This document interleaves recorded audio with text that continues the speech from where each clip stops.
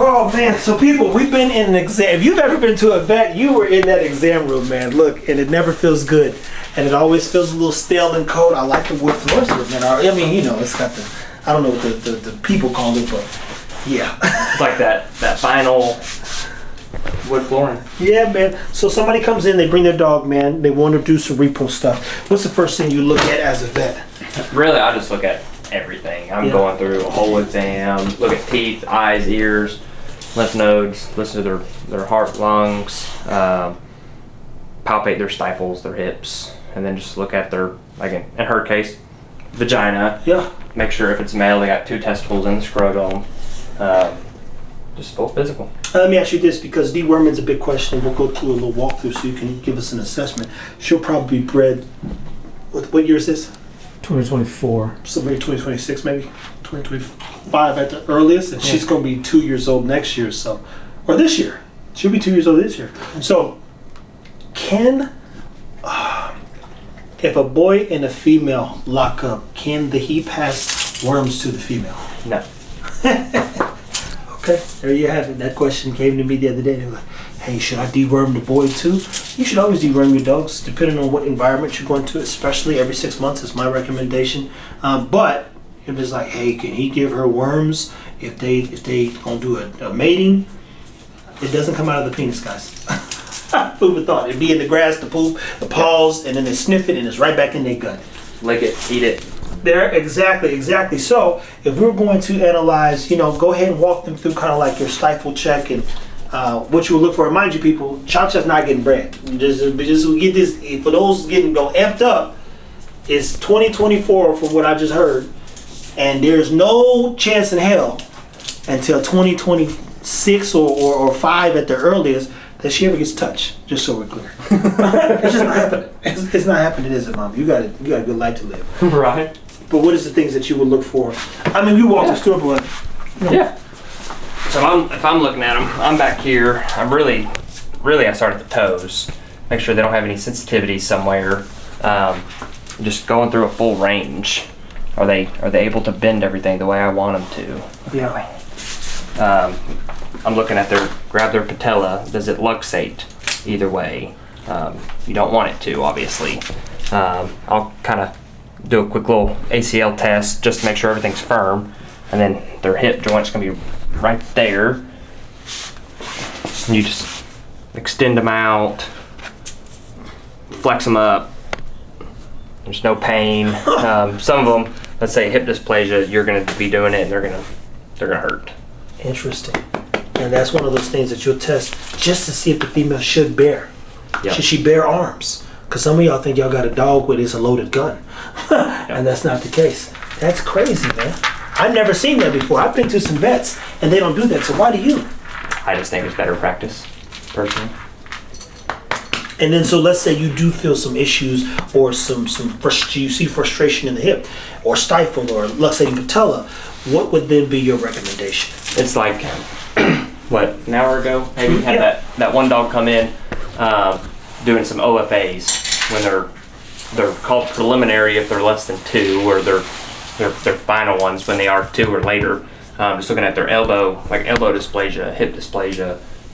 That dog's going on to a cardiologist to get cardiologist listen, probably do an ECG on the dog. They also do a patella x-ray that they can always look at too. So we can always go down the OFA pathways. And some of those things they'll pass on genetically, I presume. Yes. I see. Well, people, we did a video about kind of what to look for in a vet. You just saw that. I mean, this is real time experience, and I'm learning that. Yeah, I've been to a couple of repro vets, and they were good people, and they did the thing. But I didn't see them go through this extensive, like, yo, let me see if this dog is good to be bred, right? And fast forward, I believe some places would have let me get away with breeding Zara when she tore her knee. But I was like, I can't do that, man. I just can't do it, man. It's just, it's not that serious. It's not that serious, but she literally tore her knee, and I'm like, she can walk with 3 legs. No, she can't. She'll be fine, man. They're born with 3 and a spare. That's not the case. What would then be, look, Let me use the test. You got the stethoscope? You got one of those? Yeah. Let me see one, man. Let me see one, man. I need to see one so we can talk about these heart problems. Now, guys, this ain't no chew toy now. She thinks it's a chew toy. No. Now, does this have a right ear and a left ear thing? Yeah, so it goes with the tubes facing forward. Now, listen, people. So the other way. Other way. Yep, just like that. Oh, they're facing forward. So, Ruben and I, we've got 52 episodes, if not more, coming for you guys just on the podcast UnMotivated. Guess what he pulled up last night? Hey, girl, this is about $10. You can get it for $10. I'm sure. That one's about $250. Oh, no, and no. Now, what's the difference between this one and the $10 The quality of the tube. I think that one's double tubed. The bell's got two sides to it, like an adult and pediatric.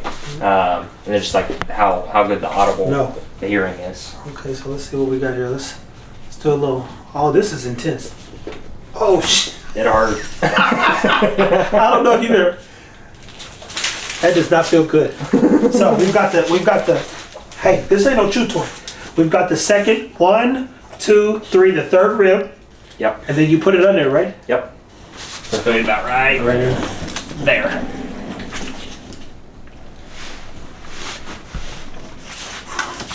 That is crazy. I don't know what I'm listening for. I gotta be honest with you. Hey, cut it out. I have no clue. I heard a lot of things moving. She could have had gas for all I know. but go ahead, if you don't mind. Tell us what her heart sounds like. Yeah. Because I definitely couldn't tell you. Absolutely. She clearly thinks this is a toy. That thing's intense too, man. That's like, oh snap. Does she have a heart? Maybe she's got a good heart. Gotcha. Are you heartless? Are you a heartless bitch? Sounds great. So we're listening to 4 different valves. Yeah. There's 3 on the left, 1 on the right in terms of her body. You're going to look pulmonic, aortic, mitral on this side, then you got the tricuspid on her right side. Everything sounds great, as it should. Now, no murmurs. Now, the irony is, and this is the crazy part, is that we just did this. Ruben said himself, when you're going to go pick a dog out, especially if you're getting a dog that's plagued with issues, you could take a $10 one of these things with you, listen to the dog's heart, especially if you're buying a French Bulldog, and you say, wow, that heart doesn't sound good. And you know, the famous thing is love dub, love dub. Yep. It should sound like a beating drum. Any swishing sound, you could be running into a risk. Doesn't mean the heart's fully formulated, but if we're at a grade 1 today, or a grade 2 for dang sure, depending on who you get it from, grade 4 or 5, it might just get worse. Yep. And what's heart? We're not even gonna get in that because this is an assessment on breeding the female. So you check the heart, you check the stifles, you check a little bit of her hips. Is there anything else you would check when assessing if someone come in and said, man, could you tell me if this is a good dog to breed? Yeah. Another big one is their bite. Do they have an overbite, an underbite, a normal bite, cross bite? But like she's really good there, good and normal. Because like let's say on a pit, an underbite is going to be hereditary, and we don't want that. We want a good normal bite. And it's just, you know, confirmation wise, even a scissor bite, right? You want the teeth to formulate. And an underbite actually can cause more irritation in your dog behavior because that's how they clean themselves, right? So you don't know that the dog could be irritable, just like we get irritable, and then boom, one day he reacts to something because he can't scratch his or bite back here and clean his gut or something. I mean, so many things, but an underbite is just unhealthy. And overbite, that's not the move. That's not the move. So after we check the bite, you check the heart, you check the hips. Then, guys, we would start potentially progesterone test and repeat. Cha-Cha is not bleeding. She's not swollen. She's not getting pregnant. No time soon. And, you know, until I see the stuff I want to see so we can get to our 2-year mark, we got time, man. And I'm trying to work on building the dog I want to even go to her. So anything you want to leave them with when potentially looking for a vet on the repro side? I think knowledge is everything. Don't be scared to ask your vet any questions. Most of us are more than happy to answer. You know, look, he said most, not everybody. Some people are there to get your money and go home. In this case, we're here because I feel like he could add so much value to you guys' life and mine. To be clear, I'm here because if I can't learn, I leave. You know, I disappear quick. So we can't thank you enough for that assessment. We listen to the heart, you check the teeth.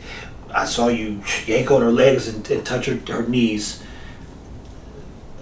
She seems to be healthy to me. We just got to keep up the good Overall work, people. healthy. Take care of your dogs.